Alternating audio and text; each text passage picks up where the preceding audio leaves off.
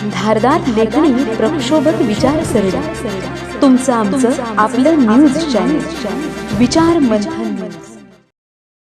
कृषी पतसंस्था या मतदारसंघातून आमचे प्रकाशजी वरकुटे, त्यानंतर 5 आरक्षण जागेसाठी तसेच 2 इतर संस्थांसाठी या ठिकाणी आमचे उमेदवार आहेत आणि त्यांचा प्रचार करण्यासाठी या ठिकाणी आदरणीय राजेंद्रजी पाटील साहेब आलेले आहेत. पाटील साहेबांच्या बाबतीत तुम्हाला सर्वांना माहितच आहे की गेली 9 वर्ष त्यांनी जबरदस्त असं काम या ठिकाणी बँकेत केलेलं आहे आणि दोन्ही जिल्ह्यामध्ये त्यांच्या कामाची व्याप्ती आहे. पत्रकारांच्या बाबतीत आज या ठिकाणी आपणास बोलवण्याचं कारण असं की सहकार पॅनल या ठिकाणी निवडणूक उभा आहे आणि कमी वेळात जास्त प्रचार करण्यासाठी नेहमी प्रसिद्धीची गरज असते आणि प्रसिद्धी माध्यम पत्रकार हेच या ठिकाणी चांगल्या पद्धतीने प्रसिद्धी येऊ शकतात आणि म्हणूनच साहेबांशी संवाद साधण्यासाठी आपणास बोलवलं आहे. साहेब या ठिकाणी पूर्ण शहापूरचा दौरा या ठिकाणी आज करणार आहेत. प्रचारासंदर्भात आले असल्याने सहकार पॅनल व इतर गोष्टीची साहेब या ठिकाणी आपल्याला माहिती देतील.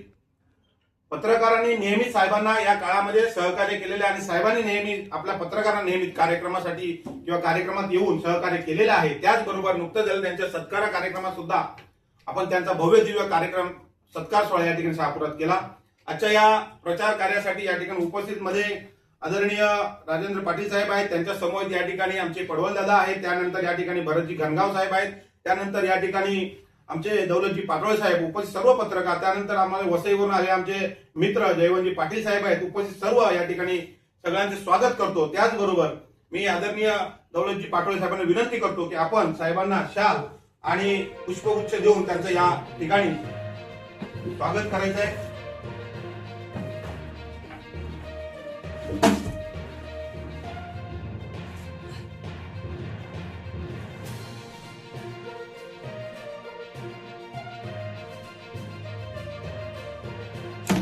धन्यवाद. साहेबांना पुढच्या दौऱ्यासाठी जायचं असल्यामुळे साहेब थोडक्यात या ठिकाणी आपल्याला प्रचाराचं मार्गदर्शन करतील. आणि बोला. ठाणे जिल्हा मध्यवर्ती बँकेची निवडणूक यामध्ये सहकार पॅनल आज दावेदार ठरतोय. त्यांचे अनेक उमेदवार आहे, जवळजवळ 8 बिनविरोध. ठाणे जिल्हा मध्यवर्ती बँकेची निवडणूक आपण पाहिलं तर सहकार पॅनलला एक चांगलं यश मिळालं आहे. जवळपास 8 उमेदवार हे बिनविरोध आले आणि अशातच शहापूरमध्ये देखील आपला एक उमेदवार आहे, त्याची देखील आता ताकद वाढलेली दिसते. आपण त्याच्या प्रचारासाठी शहापूर दाखल झाला. काय तुम्ही सांगायचं? 100% निवडून येणार. शहापूरचा शेवटचा प्रकाश वरकुटे उमेदवारांचा सहकार पॅनलचा आहे, 100% निवडून येणार. या ठिकाणी पाहिलं तर चर्चा खूप मोठी की भाजप विरुद्ध भाजप हा जिल्ह्याचा एक वेगळाच पॅटर्न तयार झालेला आहे. असं असताना सहकार पॅनलची बाजू मजबूत झाली. काय माहिती का, सहकारामध्ये पक्षावर निवडणूक लढवली जात नाही. स्पष्ट सांगतो, यापूर्वीचा इतिहास बघा. कधी पण म्हणजे खाडेदादांपासून आजपर्यंत आरसी पाटलांपासून आजपर्यंत 2015ची निवडणूक बघा, 9ची निवडणूक बघा, 21ची निवडणूक बघा आणि 26ची निवडणूक बघा. कधी पक्षावर निवडणूक लढवली मला दाखव. काय पटवत साहेब, कधीच पक्षावर निवडणूक सहकाराचं लढवलं जात नाही. आता आम्ही 2015ची निवडणूक लढवली ती सहकार पॅनलमधून लढवली. 2015 ते 21 आम्ही त्या ठिकाणी राज्य केलं तर पक्षावर नाही केलं, सहकारावर केलंय. 2021 ते 26ची निवडणूक जी होती ती सुद्धा आम्ही सहकार पॅनल म्हणून निवडणूक लढवली. त्याच्यामध्ये भाजपचे लोक होते, सेनेचे होते, CPM होते, राष्ट्रवादी होते, काँग्रेस होते, त्याचप्रमाणे बहुजन विकास आघाडीचे 4च लोक होते आणि अशा पद्धतीने सगळे सहकारामध्ये काम करणारे जाणकार लोक असतील, मग ते कोणत्याही पक्षाचे असून त्याला घेऊन आम्ही निवडणूक लढवली. एकदा बँकेमध्ये आम्ही चढलो की आमची पक्षाची पादत्राणी आम्ही बाहेर ठेवतो, मग आम्ही सहकार म्हणून त्या ठिकाणी काम करतो. त्याच्यानंतर ज्याच्या नाही पक्षाचे काम करावं असं त्याला मुभा असते. पहिल्यांदा असं घडलंय की ही निवडणूक पक्षीय लेवलला लढवली गेली.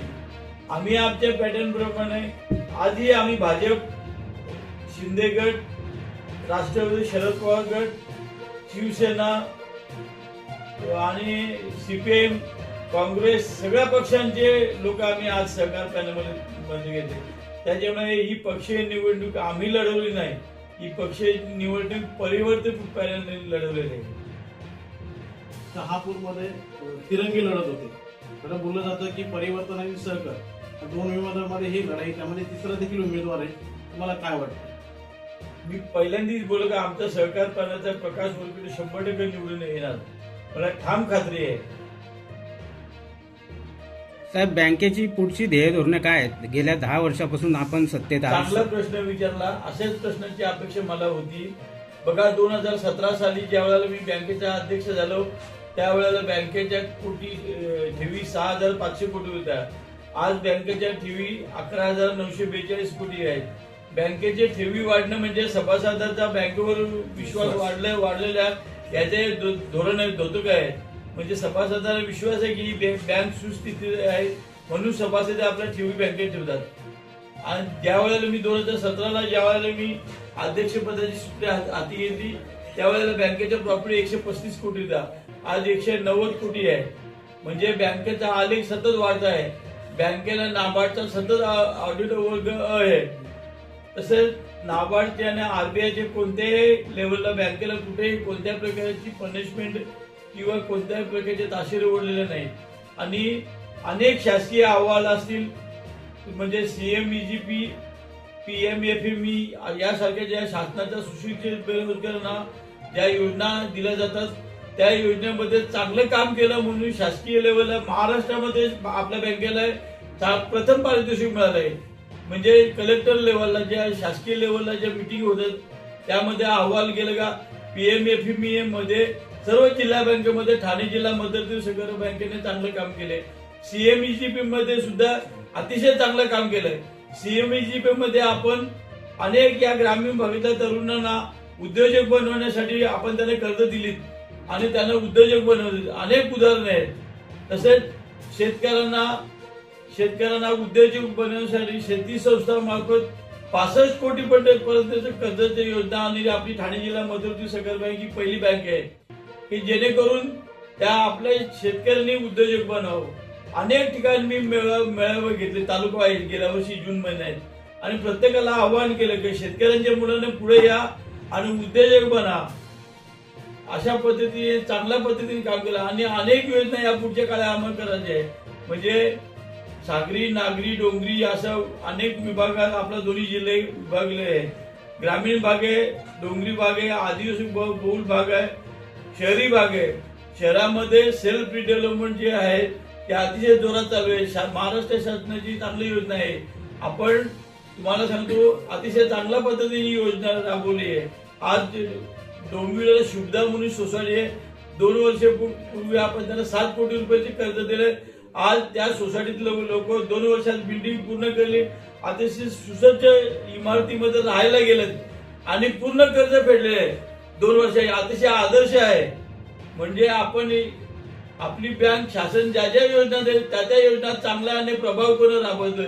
यालाच चांगलं सरकार म्हणतात. याला चांगलं सरकार म्हणतात. सरकार म्हणजे काय? शासन कशासाठी, संचालक मंडळ कशासाठी असते? शासनाने जे योजना दिल्या त्या बँकेच्या मार्फत लोकांबरोबर पोहोचवण्याचं काम या संचालक मंडळाचे असते. त्या आम्ही गेल्या 10 वर्षांमध्ये प्रभावीपणे राबवलेले आणि म्हणून ते घेऊन आम्ही लोकांपुढे जाते. म्हणून आमचं फायनल विजन होतं 100%. मी कधीपासून बोलतो का प्रकाश वरकडे येणार त्याचं कारण काय?